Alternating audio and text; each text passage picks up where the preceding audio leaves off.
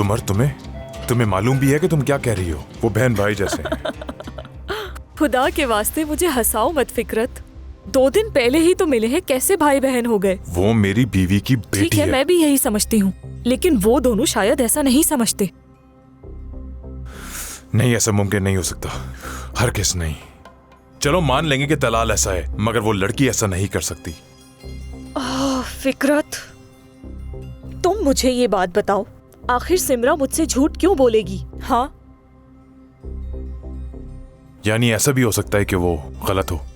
देखो, अगर इस बात के पीछे सिर्फ और सिर्फ तुम्हारी बेटी का हसद है तो उसे ये बात समझाओ सुमर, ये बहुत सीरियस है। फिकरत, मैं समझ सकती हूँ ये मामला कितना संजीदा है, इसीलिए मैं तुमसे बात करने यहाँ चली आई, वो भी अपनी बेटी के खिलाफ होने के बावजूद। देखो, सिमरा की बहुत बुरी हालत है, वो कल रात से बस रोए जा रही है। इसका मतलब वो कोई इल्जाम नहीं लगा रही, उसने उन दोनों को उस हालत में अपनी आंखों से देखा है। मगर तलाल मेरी बेटी से माफी मांगने के बजाय उससे उल्टा धमका रहा है। सिमरा को मैंने बड़ी मुश्किल से रोका है, नहीं तो वो घर जाकर जो उसने देखा सबको जाके बता देती, और उसके बाद जो कुछ होता उसका अंदाजा तुम्हें भी है। और इस मामले का सबसे ज्यादा बुरा असर तुम्हारी शादी पर पड़ता, खास तौर पर जब नूरजहान साहिबा को पता चल जाता।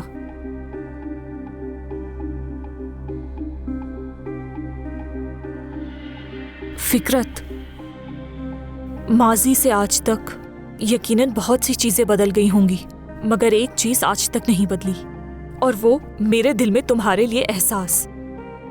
मैं हमेशा तुम्हारा साथ दूंगी, सब कुछ होने के बावजूद। मत भूलना ये, मैंने कभी तुम्हें अपनाने के लिए पीछा नहीं किया, सिर्फ तुमसे मोहब्बत की है मैंने।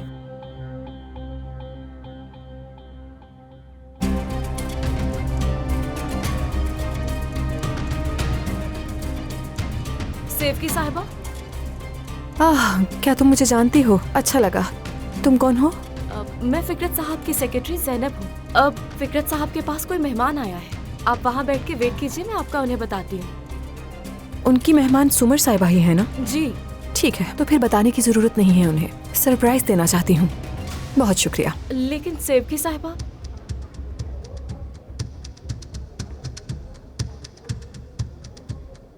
ये देखो, आज पहले ही दिन क्या खूब तमाशा होने वाला है।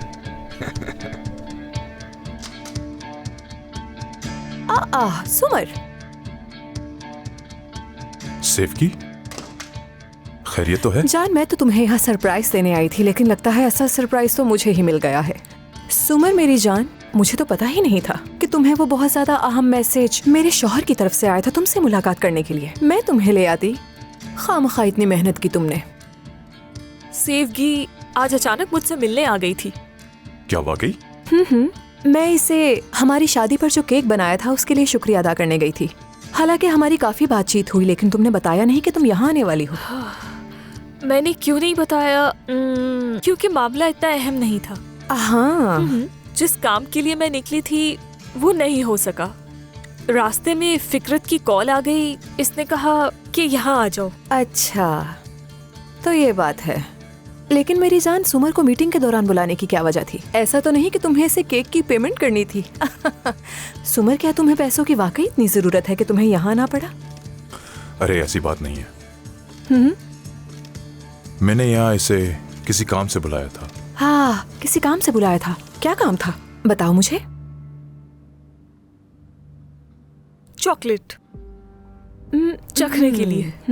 क्योंकि फिकरत को शुरू से मेरे जायके पर एतबार है, तो वो हर नई प्रोडक्ट मुझसे टेस्ट करवाता है और फिर उसे मार्केट में लाता है। हाँ, ठीक है। मुझे लगता है कि टेस्ट करने के लिए सिर्फ ज़बान ही काफी नहीं होती, उसके लिए आपकी सूंघने की सलाहियत और असल चीज को पहचानने के लिए बास जैसी नजरें होनी चाहिए, और ये सलाहियत तो मेरे अंदर मौजूद है। मैं भी टेस्टिंग कर सकती थी, लेकिन यहाँ तो चॉकलेट का नामो निशान तक नहीं है। टेस्टिंग डिपार्टमेंट नीचे है, तुम्हें तो मालूम है, हम वहाँ से होकर आ चुके हैं। हाँ, तो हो चुकी है। जी हाँ, खत्म हो गया। मैं फिकरत को अपनी राय बता रही थी। तुम्हारी शक्ल देखकर तो ऐसा लग रहा है कि चॉकलेट खास पसंद नहीं आई। जी हाँ, कुछ बातें हैं जिन्हें हल करना पड़ेगा, और मुझे पूरा यकीन है कि फिकरत उन्हें बहुत जल्द हल कर लेगा, है ना फिकरत? उन बातों पर जरूर गौर किया जाएगा। तो फिर मुझे इजाजत दीजिए। अगली बार आने का इरादा हो तो बता देना, मैं तुम्हें अपने साथ ले आऊंगी।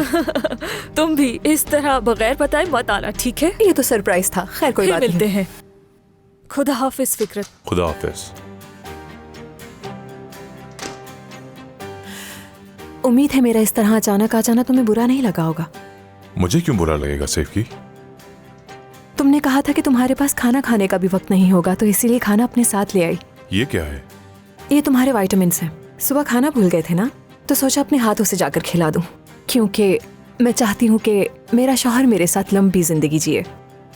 ऐसा ही चाहते हो ना? सही कहा। बहुत अच्छे।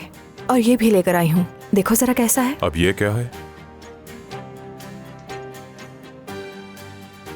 इसे तुम अपनी टेबल पर रखना। वाह वाह वाह, इतना खूबसूरत तोहफा है, मैं इसे जरूर रखूंगा।